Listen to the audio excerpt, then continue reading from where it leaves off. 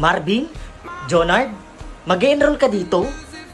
Hindi ka pa pala nakakagraduate ng college? Sa tanda mong yan? At saka, bakit ganyan yung suot mo? Alam mo bang pribadong eskwelahan to? Nakakahiya ka? Parang pinulot sa basurahan yung damit mo? Hindi naman.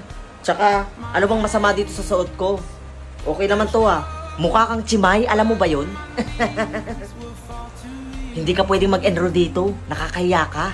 Tsaka, pangit-pangit pa ng damit mo. Parang galing sa ukay-ukay. By the way, gusto mo ilibot kita dito? Sa school na pinapangarap mo nung high school tayo? Baka mamaya sabihin mo, sobrang sama ng ugali ko ha. Sige, ikaw na lang maglibot sa akin dito. Hindi ko rin kasi kabisado dito eh.